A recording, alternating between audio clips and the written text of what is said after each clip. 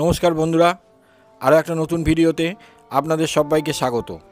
এখন আমরা রয়েছি বকখালিতে, আর বকখালির মূল সৈকতের বাইরেও আছে অনেক সুন্দর ও অফবিট জায়গা, যেমন Henry island, Benfish, Kargil beach, Fraserganj ইত্যাদি। এই সমস্ত জায়গাগুলো ঘুরে দেখার জন্য একটা টোটোই যথেষ্ট, আর সেই টোটো করে আজ আমি আপনাদেরকে ঘুরে দেখাবো। চলুন তাহলে শুরু করি টোটো করে বকখালি ভ্রমণ। টোটোয় করে বকখালি ভ্রমণের প্রথম গন্তব্য হলো হেনরি আইল্যান্ড, যেটা বকখালি থেকে 7.6 কিলোমিটার দূরে অবস্থিত, আর যেতে সময় লাগে মোটামুটি 20 মিনিটের মতন। চলুন তাহলে হেনরি আইল্যান্ডের দিকে যাওয়া যাক। আর একদম ভেরির পাশ দিয়ে আমরা এখন চলেছি সেই হেনরি আইল্যান্ডের দিকে। দেখতে পাচ্ছেন এখানে ছোট বড় নানান রকম সাইজের ভেরি রয়েছে, যে ভেরিগুলিতে চিংড়ি এবং অন্যান্য মাছ চাষ করা হয়। এইরকম হেনরি আইল্যান্ডে যাওয়ার পথে এরকম অসংখ্য ফেরি আপনারা দেখতে পারবেন। আর আমাদের ড্রাইভার দাদা বললেন এখানে 165 রকমের ভেরি আছে। এটা হচ্ছে চিংড়ির ভেরি।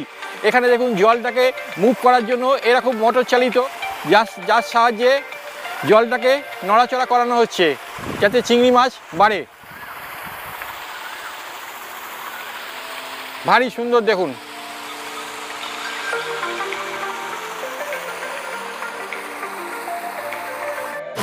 আর ডান দিকে দেখতে পাচ্ছেন এগুলি সমস্ত গেঁয়ো, বানি, এই সময় এগুলো ম্যানগ্রোভের প্রজাতির গাছ যেগুলি এখানে রয়েছে। এরকম গাছপালার মধ্যে দিয়ে আমাদের যাচ্ছি আমরা হেনরি আইল্যান্ডের দিকে। আচ্ছা, দেখতে পাচ্ছেন একটা ব্রিজ রয়েছে, এটা হচ্ছে হেনরি আইল্যান্ডের ব্রিজ। এই ব্রিজটা পার হয়ে আপনাদের যেতে হবে। এখন আমরা হেনরি আইল্যান্ডের ভিতর ঢুকে গেলাম। Henry island fisheries project. আর হেনরি আইল্যান্ডে যাওয়ার জন্য এখানে একটা টিকিট কাউন্টার আছে, আপনাদের এখান থেকে টিকিট কালেক্ট করতে হবে। ভাই, টিকিট কত করে? পারের 10 টাকা, আর টোটোর জন্য 10 টাকা। 4 টাকা হলে ছোট গাড়ি হলে 30 টাকা নেয়, আর বড় গাড়ি হলে 24 টাকা, 50 টাকা। আচ্ছা, দেখতে পাচ্ছেন এখান থেকে আপনাদের টিকিট সংগ্রহ করতে হবে। এই হচ্ছে গিয়ে টিকিট কাউন্টার অফিস।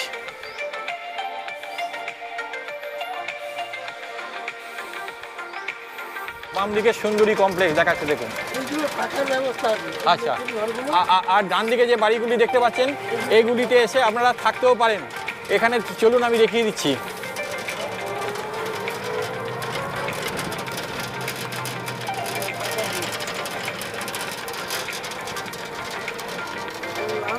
এই দেখুন, এখানে বিভিন্ন রকমের বাড়ি বা ঘর করা রয়েছে, এখানে এসে আপনারা থাকতেও পারেন।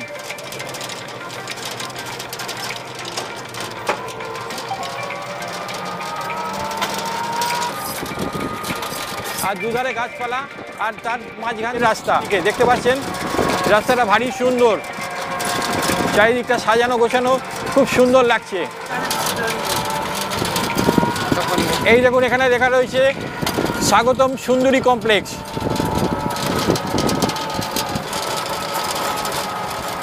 আর সামনে একটা দেখতে পাচ্ছি ওয়াচ টাওয়ার, যেটার নাম দেওয়া হয়েছে বানি। দেখুন, সেই বানি ওয়াচ টাওয়ারের সামনে আমরা চলে আসছি।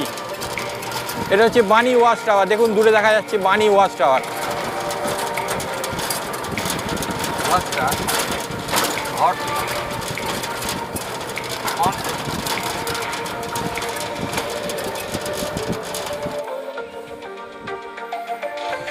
আর সামনে যে গাছটা দেখতে পাচ্ছেন এটা হচ্ছে সুন্দরী গাছ। দেখতে পাচ্ছেন একটা সুন্দরী গাছের চারা লাগানো হয়েছে। এখানে একটা বড় গাছ ছিল, সেই গাছটি আমফান ঝড়ের সময় নষ্ট হয়ে যাওয়ার দরুন ওনারা একটা এখানে ছোট্ট সুন্দরী গাছের চারা লাগিয়েছে। এই সেই সুন্দরী গাছ দেখুন।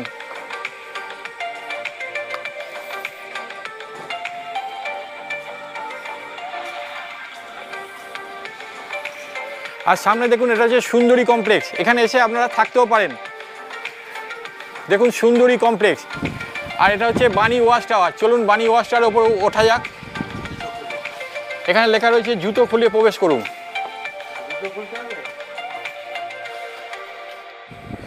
আর আমরা এখন বানি ওয়াচ টাওয়ারের একদম উপরে। দেখুন, আমি দেখিয়ে দিচ্ছি ওয়াচ টাওয়ার থেকে কি সুন্দর লাগছে। দেখুন, চারিদিকে শুধু ভেরি আর নানা রকম প্রজাতির গাছ। অপূর্ব সুন্দর লাগছে জায়গাটা দেখুন।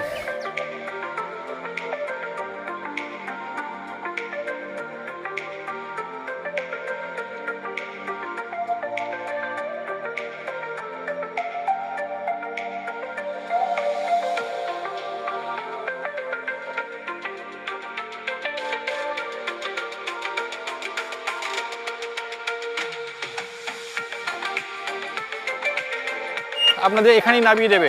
এই দেখুন অনেক অটো দাঁড়িয়ে রয়েছে, সবাইকে এখানে ড্রপ করে দেবে, আর আপনাদের বাকিটা পায়ে হেঁটে যেতে হবে।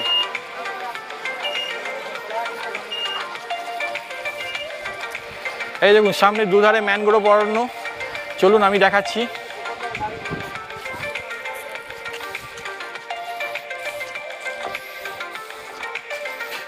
আমরা এখন হেনরি আইল্যান্ডের জঙ্গলের ভিতর প্রবেশ করছি।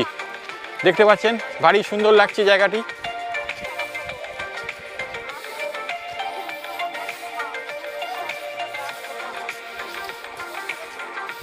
দেখুন প্রচুর মানুষ এসছেন আজকে।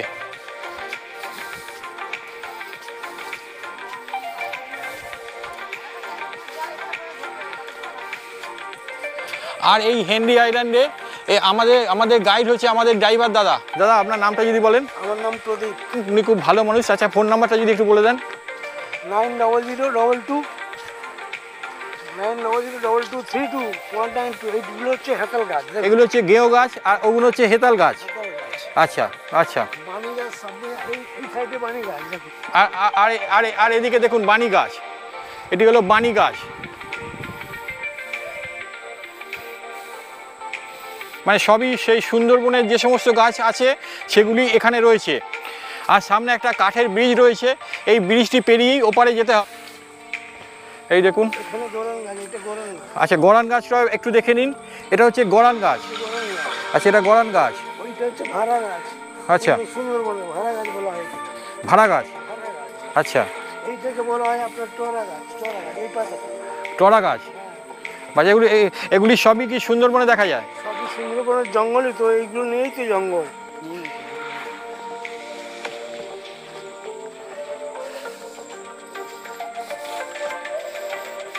এখানে দেখুন প্রচুর পরিমাণে লাল ক্যাংড়া রয়েছে, এখানে এলে প্রচুর লাল ক্যাংড়াও দেখতে পারেন।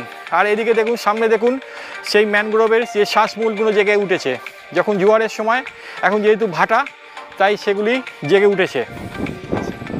আচ্ছা আর এদিকেও দেখুন দুধারে এরকম সেই ম্যানগ্রোভের শ্বাসমূলগুলি দেখুন।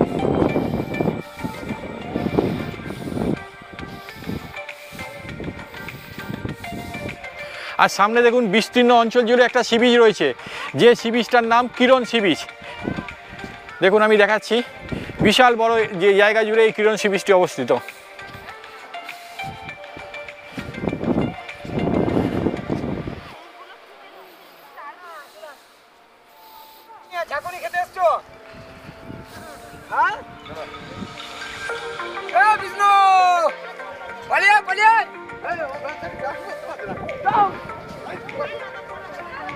আচ্ছা ভাই এখানে এই বীজটা কখন খোলা হয় কখন বন্ধ হয়?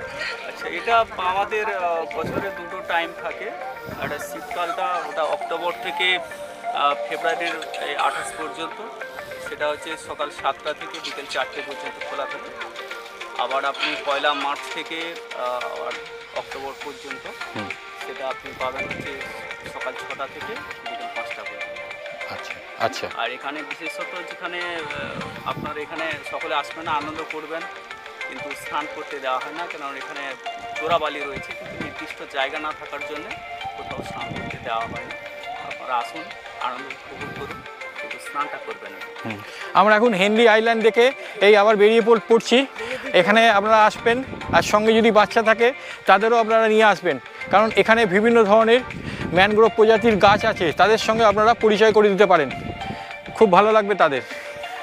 আর আমাদের ড্রাইভার দাদা দেখুন এই যে মাটিটি দেখতে পাচ্ছেন। হ্যাঁ দাদা এই মাটি দিয়ে কী করতেন আপনাদের বলছিলেন? এই মাটি দিয়ে আমার মায়েরা যখন উন্মূলমালা আন্দোলন ছিল ব্রিটিশের আমলে, তখন এই মাটি দিয়ে লবণ তৈরি হতো। লবণ এইটাকে নিয়ে গিয়ে একটা গাড্ডা করে ওখানে ফেলে জল ঢেলে দিলে একদিন লবণ মারলে সারা বছর খাওয়া যেতে। আচ্ছা, তাহলে এই লবণের টেস্ট আলাদা। তাহলে দেখুন এই মাটি দিয়ে ওনারা এক সময় লবণ তৈরি করতেন। আর এখন পয়সা দিয়ে লোক কিনে একটা ভারী ইনফরমেশন পেয়ে গেলাম আমাদের ড্রাইভার দাদার কাছ থেকে। আমরা হেনরি আইল্যান্ড থেকে বেরিয়ে পড়লাম। আমাদের পরবর্তী গন্তব্য বেনফিশ, যেটা এখান থেকে 5 কিলোমিটার দূরে অবস্থিত। চলুন তাহলে বেনফিশে যাওয়া যাক।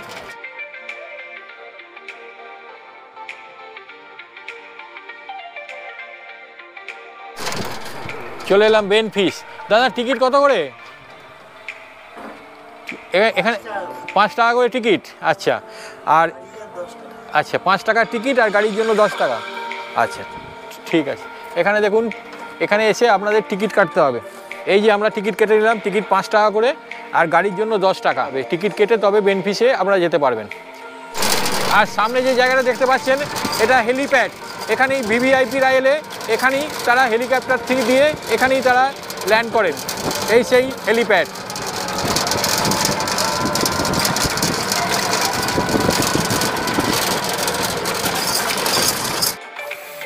এই দেখুন একটা ফলক করা রয়েছে, মৎস্য বিভাগ, পশ্চিমবঙ্গ সরকার, ফেজারগঞ্জ মৎস্য বন্দর, যেটা কিরণময় নন্দর সভাপতিত্বে জ্যোতি বসু এই মৎস্য বন্দরটি উদ্বোধন করেছিলেন। দেখুন, আর এই দিক দিয়ে আপনাদের যেতে হবে বেনফিশ। চলে এলাম বেনফিশ মৎস্য বন্দরে। আর এই সামনে যে নদীটি দেখতে পাচ্ছেন এটি একটা খাঁড়ি। আর এখান থেকেই এই বিভিন্ন ট্রলারের সাহায্যে এনারা মাছ ধরে এবং কলকাতা সহ বিভিন্ন আমাদের দেশের বিভিন্ন অংশে এনারা সাপ্লাই করেন। এটি হচ্ছে গিয়ে বেনফিশ মৎস্য বন্দর।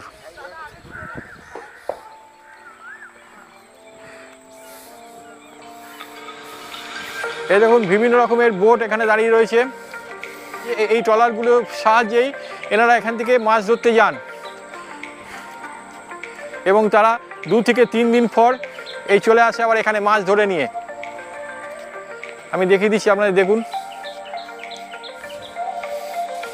পারমিতা, বিভিন্ন নামে এসব ট্রলারের গায়ে নাম লেখা রয়েছে। দেখুন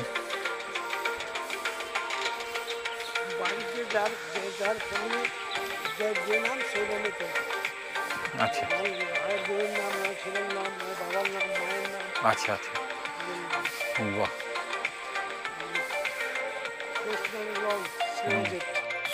আর ওপারে ম্যানগ্রোভ অরণ্য আর এপারেও ম্যানগ্রোভ অরণ্য, আর মাঝে রয়েছে নারায়ণী নদী।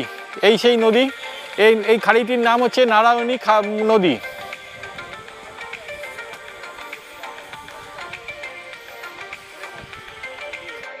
আর এই যে সামনে যে ট্রলারগুলি দেখতে পাচ্ছেন এগুলি বাংলাদেশের ট্রলার। একটা সময় এই ট্রলারগুলি আমাদের ভারতীয় সীমানা অতিক্রম করে আমাদের দেশে ঢুকে পড়ার জন্য আমাদের কোস্টাল গার্ড এগুলি অ্যারেস্ট করে নিয়ে এসে এখানে রেখে দিয়েছে। দেখুন নাম লেখা রয়েছে তাহিরা।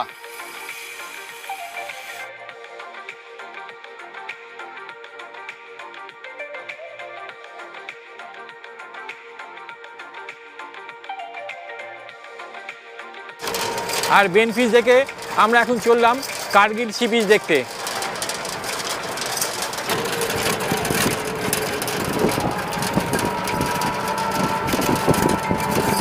আর সামনে যে বীজটি দেখতে পাচ্ছেন এটি হলো সেই কার্গিল বীচ। এখান থেকে সানসেট নাকি অসাধারণ সুন্দর লাগে। আমি সেই কার্গিল বীচের একদম কাছে চলে এসেছি। কার্গিল বীচের ডান দিকে হচ্ছে জম্বুদ্বীপ। আমরা এখন এই মুহূর্তে চলে এসেছি কার্গিল বিচে। দেখতে পাচ্ছেন বিস্তীর্ণ অঞ্চল জুড়ে একটা সি বিচ। আর ডান দিকে দেখুন, ডান দিকে হচ্ছে জম্বুদ্বীপ।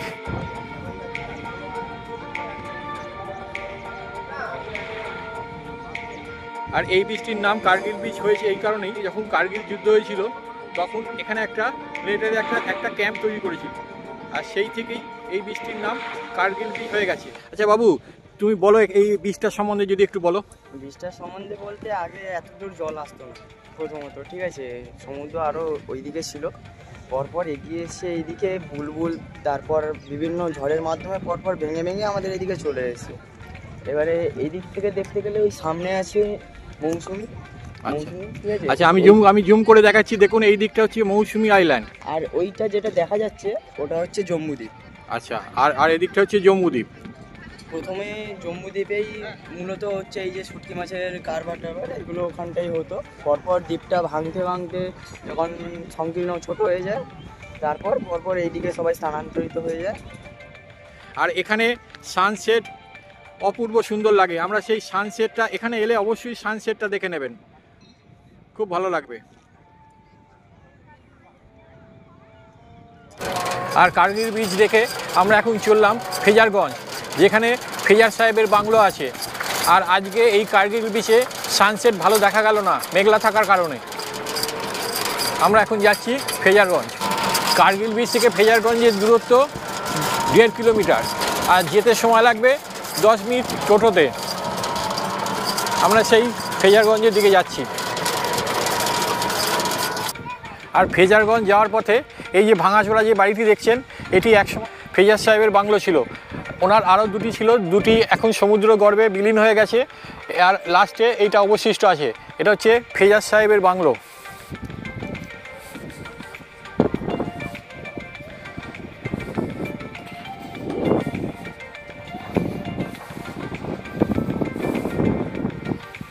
সামনে টাওয়ারগুলি হচ্ছে উইন্ড মিল, যেটা পশ্চিমবঙ্গে আর কোথাও নেই, একমাত্র এই ফেজারগঞ্জে এলেই দেখতে পাবেন। আর এই বীজটি ঝড়ের সময় এই বীজটি নষ্ট হয়ে গিয়েছে, তাই জন্য সেই বীজটি আবার নতুন করে তৈরি করার কাজ চলছে। দেখুন, এই দেখুন বড় বড় বোল্ডার একটা একটা করে সেট করা হচ্ছে পাড়ে। আর বীজটি এক ঝড়ের সময় একদম তছনছ করে দিয়ে চলে গেছে। এই হচ্ছে ফেজারগঞ্জের সেই বীজ।